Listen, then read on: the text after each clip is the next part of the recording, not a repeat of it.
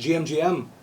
Welcome to the first ever in real life Touch Grass podcast. I have Sungmo, who's the APAC lead at Monad. Sungmo, a bit of context on this episode. So I've done like a lot of episodes with KG on like individual country strategy. I don't know if you remember, but back in the day when I started at Wormhole, I was the APAC lead as well. There were two conversations that I had with people that shaped a lot of our strategy. One was on from Super Team APAC, and the other was you. Surprisingly, the first week on the job, I bumped into Sungmo in East India, and that's where our relationship sort of started. Yeah, Sungmo, welcome on the show, and you are the first one. Thank you. Hello guys. My name is Sungmo from Mona Foundation, and currently I'm serving as a APAC lead at Mona Foundation. So my job currently is practically related to anything related to Asia Pacific with Monad. So including community, DevRel, or ecosystem, anything that is related to Monad, it's under my scope. So yeah, thanks for having me. Always, man. I think this conversation is essentially just going to be the same conversation we had when I joined, and it's just me gonna, pick your brains a lot more. Maybe I have a little bit more input this time than last time. I was a blank slate back then. But, I think Monad's APAC strategy is really unique, where you have all these individual APAC communities.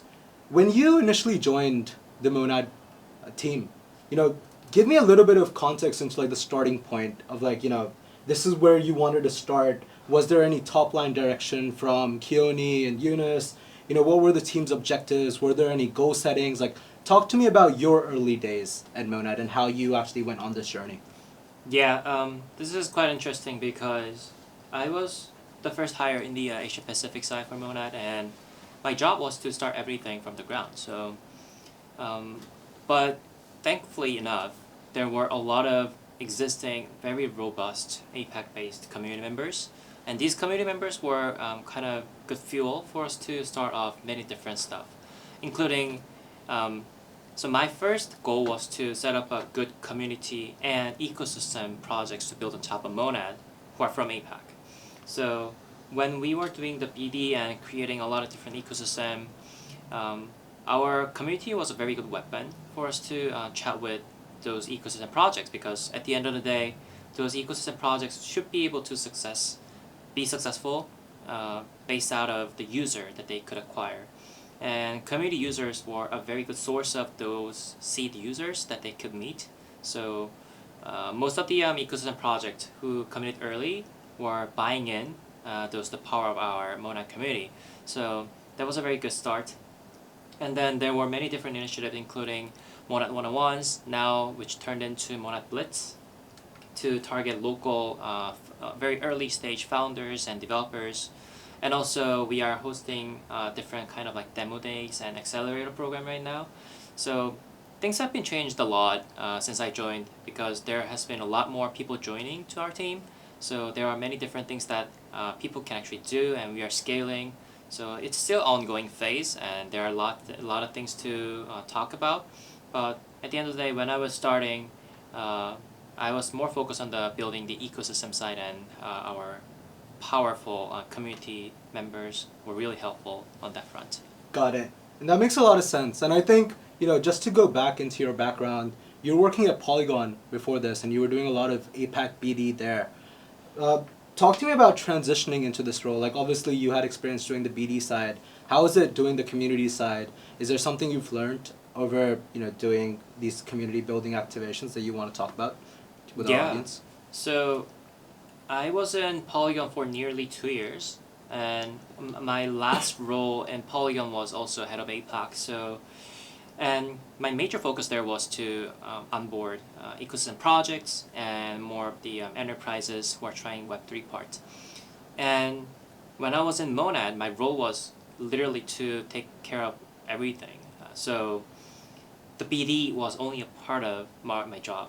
So I had to try many new things and learn more things.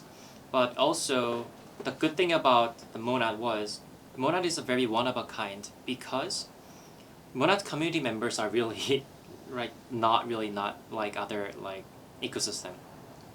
So for example, if there is a GM Vietnam happening like this, they will just come to Vietnam to meet with each other, regardless whether they are from Vietnam or they're from Korea or wherever. There's a group chat in Telegram.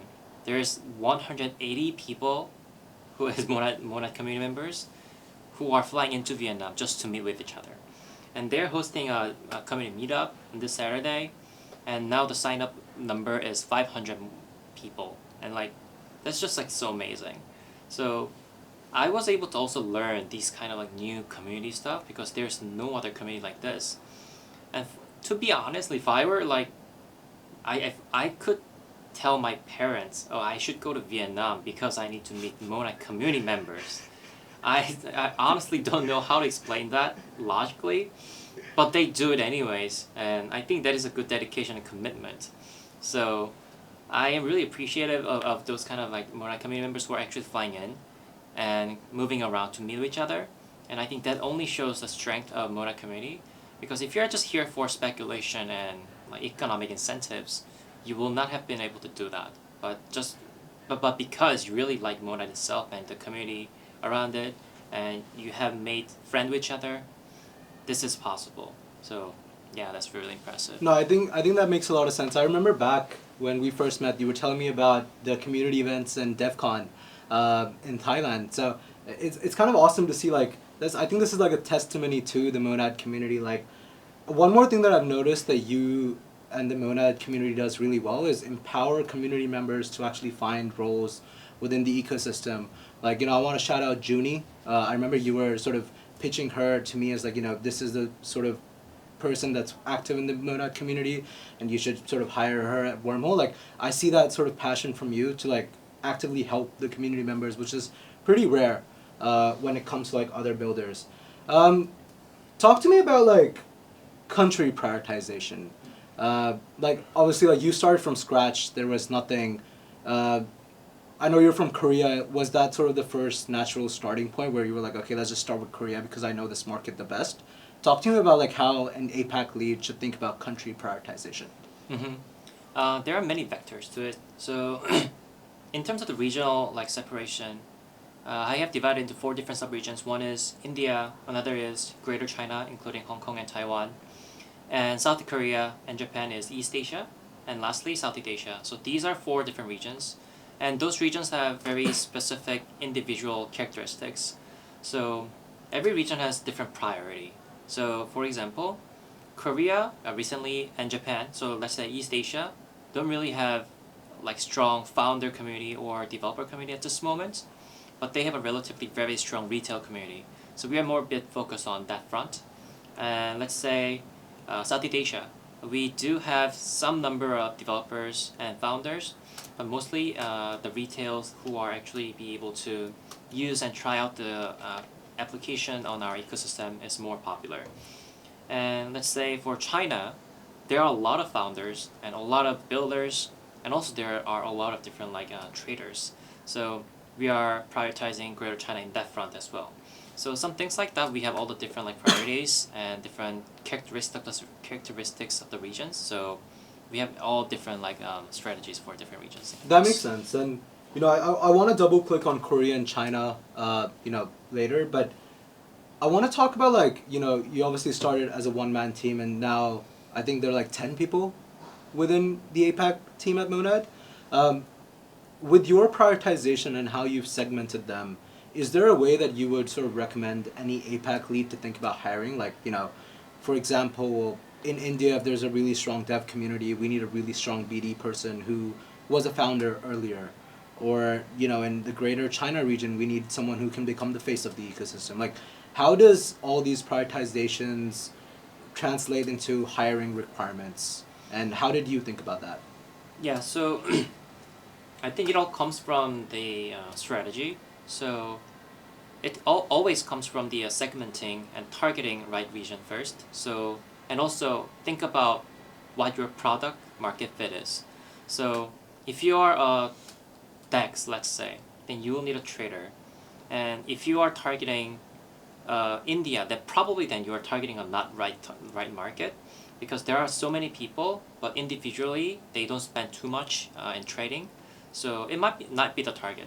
So you need to think about where do you want to target because of this and that reason. And this and that reason should be coming from your product. So if your product is gaming, then probably you should target Southeast Asia or China because they play a lot of games and they tend to spend more.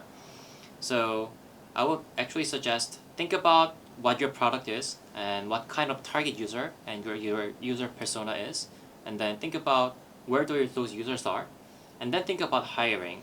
Okay, I want to hire this kind of person to target this kind of people, either that is trader or even normal community members. So I'll come from there. Yeah. That makes sense. Do you want to talk about how you hired your first person in your team? Like, give us the insight. Like, hey, this is the insight you found, and then actually finding that person. Like, how did you make the first hire?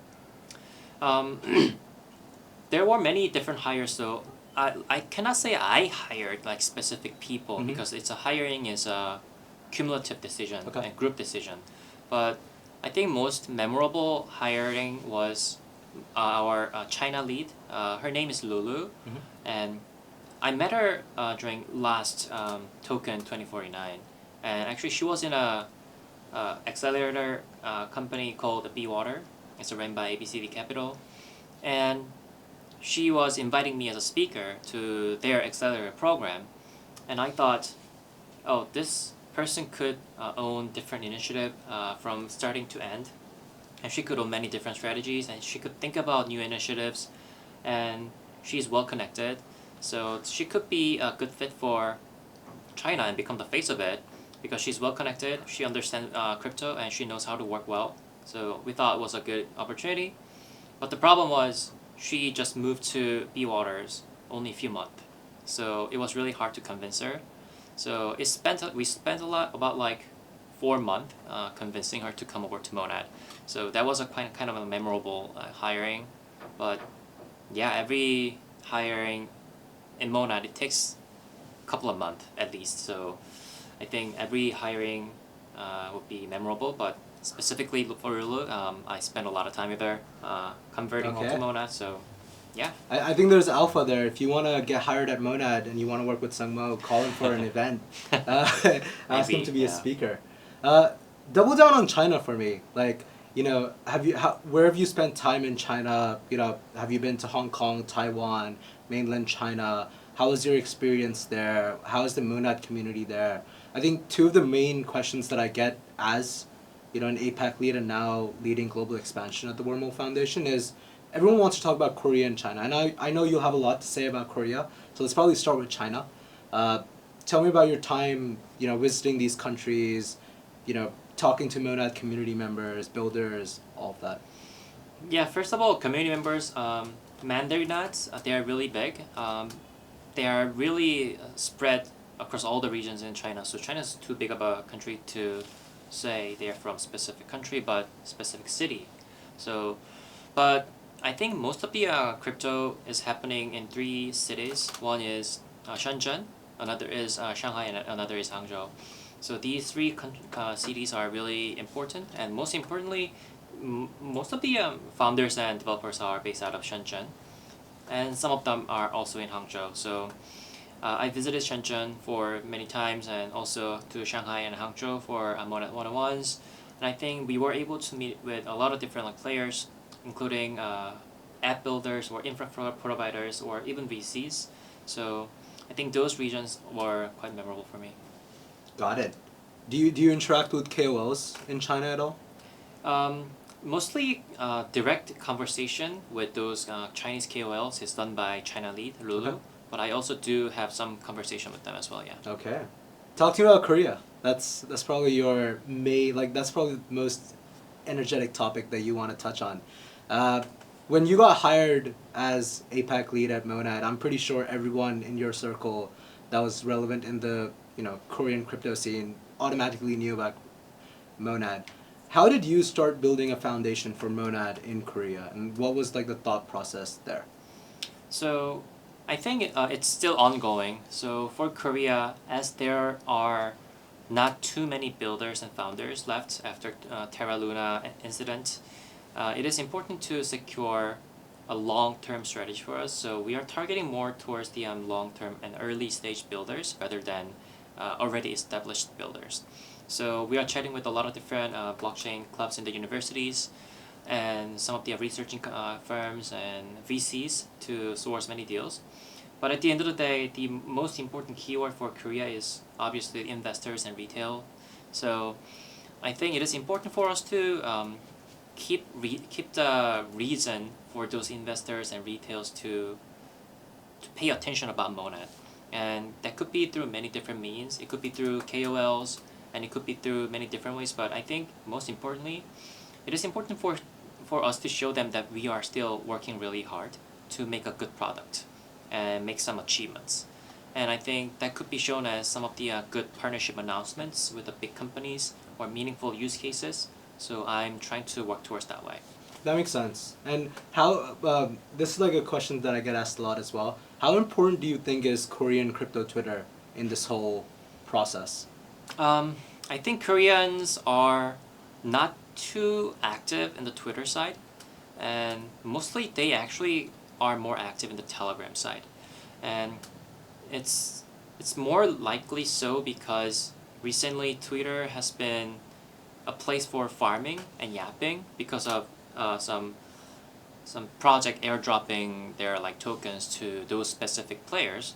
So not many of the Korean players are genuinely chatting about crypto or getting information from there. And this is also because there are some language barriers because Koreans are speaking Koreans and most important informations are in English. So they are rather visiting Telegram chats ran by KOLs or research companies because those are in Korean language, and also it's way more curated. So I think Koreans are more relevant for Telegram side. That makes sense. And did you see the D-spread mind Yeah, it's Mindshare. Mindshare chart? Yeah. What did you think of that? Like they index Telegram data as well. Is there like a data point that you use to track Mindshare in Korea? Yeah, I thought it was quite a brilliant idea for them to track Telegram itself, because that means they understand that most of the Koreans are actually paying attention to Telegram rather than Twitter. So I think that could be a very meaningful data point for us to reference.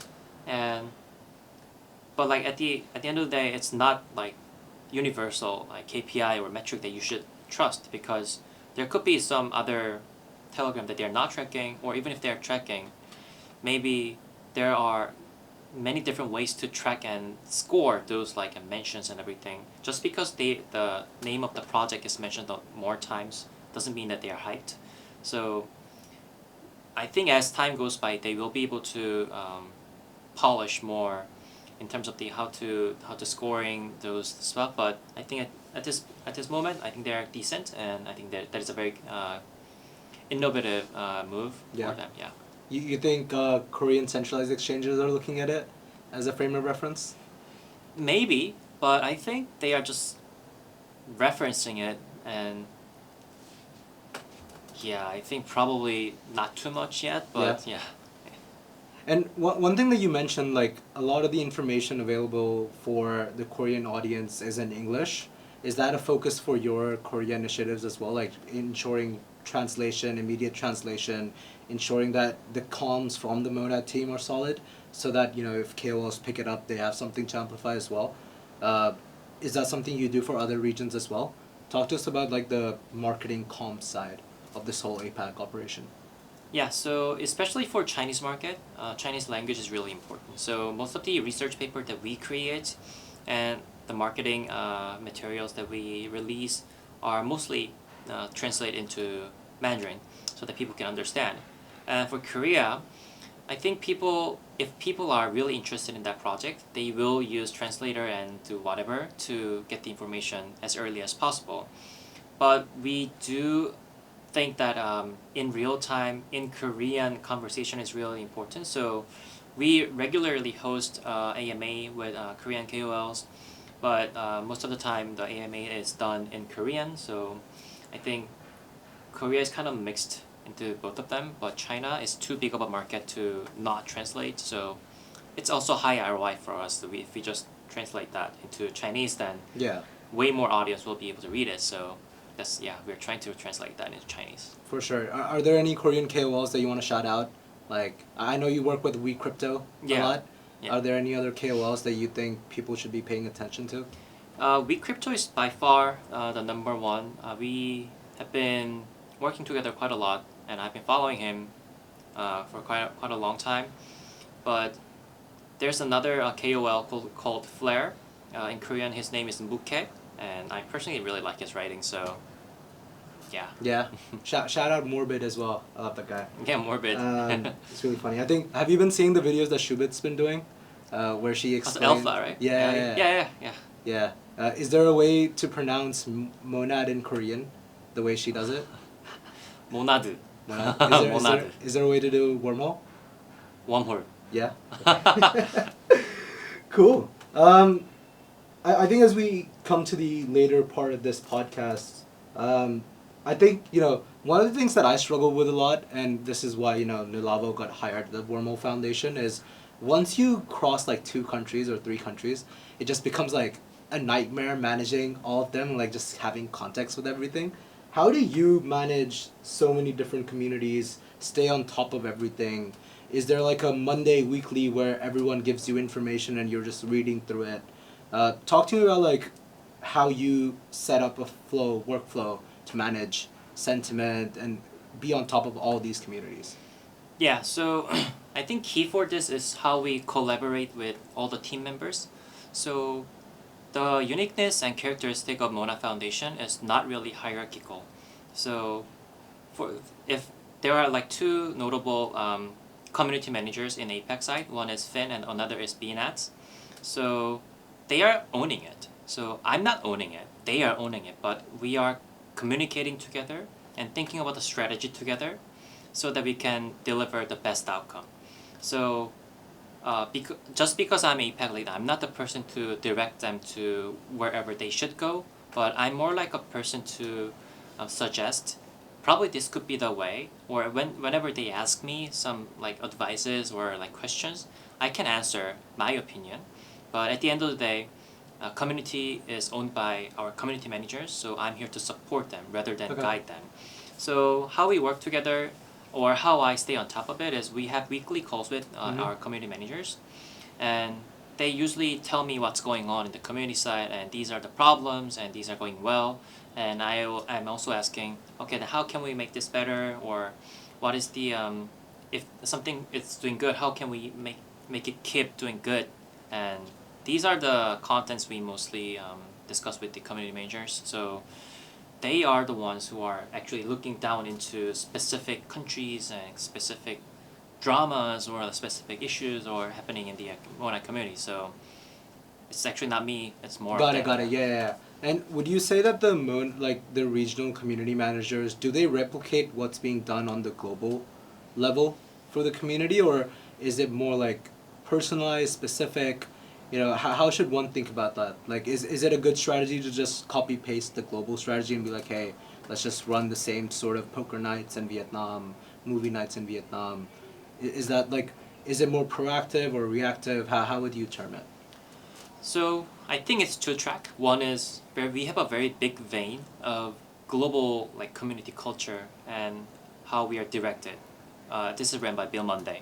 He's the head of community, and under that big vein, there are all different culture of different NADs.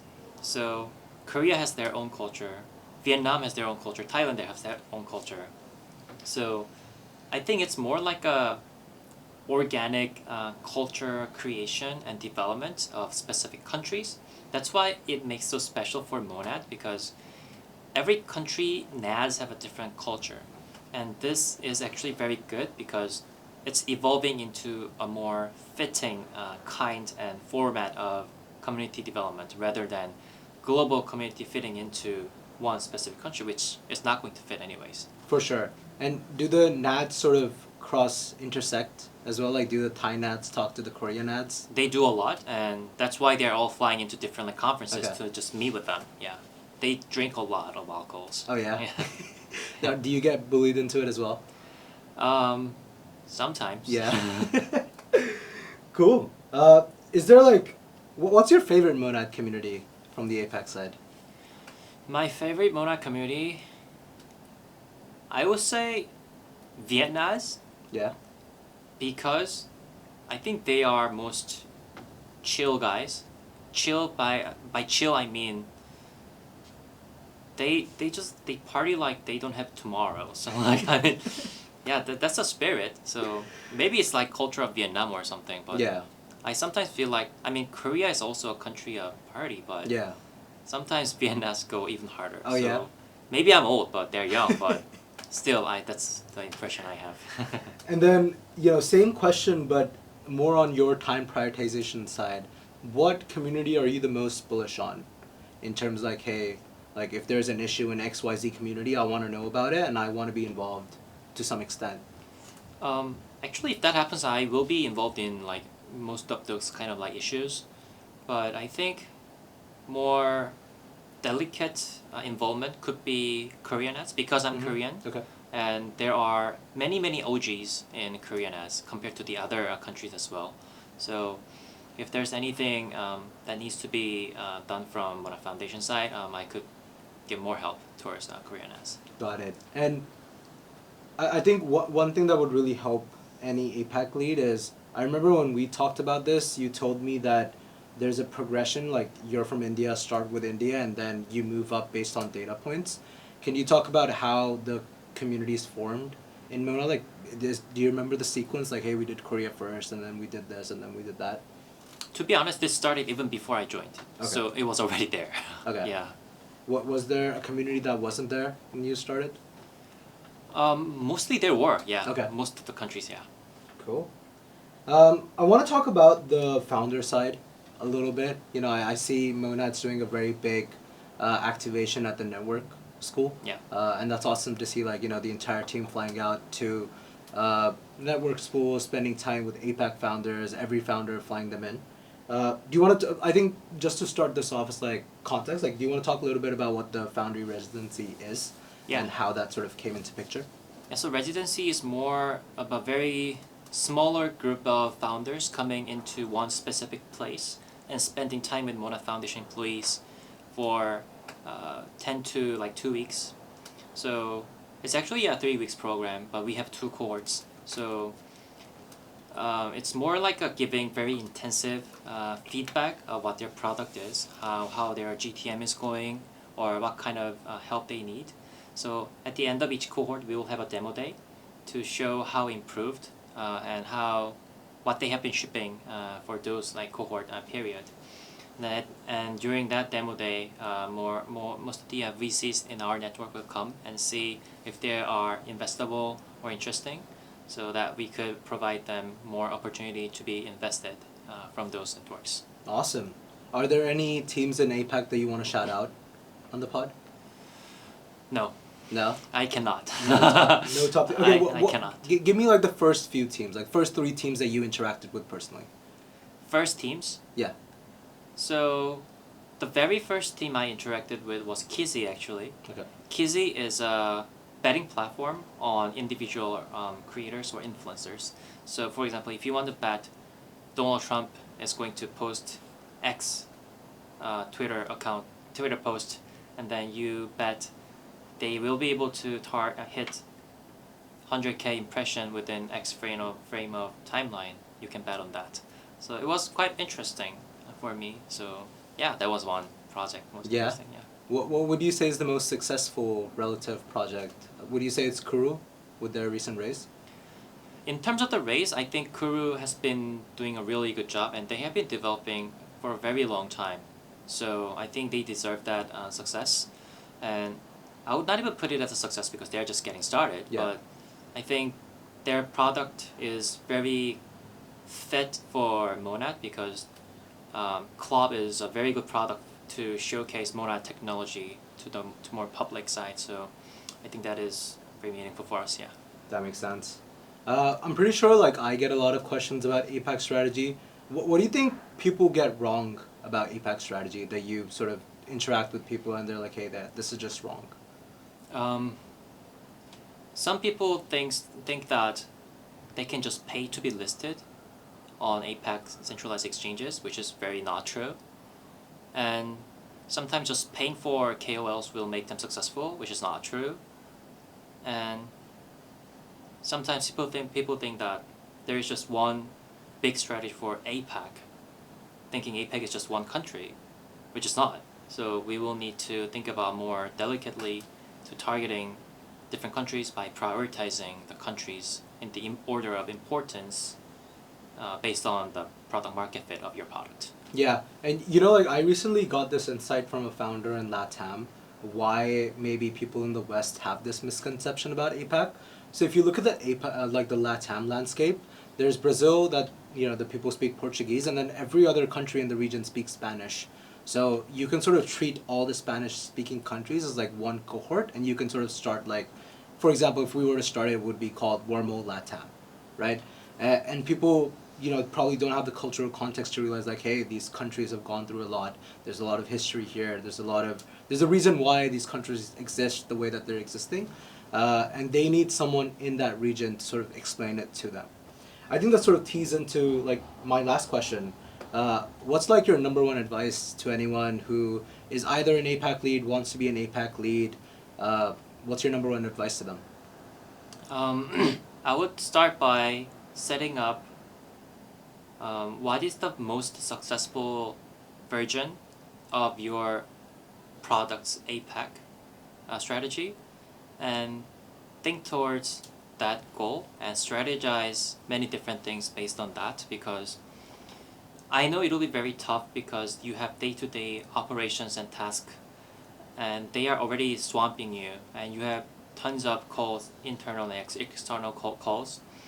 But I think APAC lead is extremely important job because APAC is huge continent, and you need to be thinking of different strategy for different sub-regions.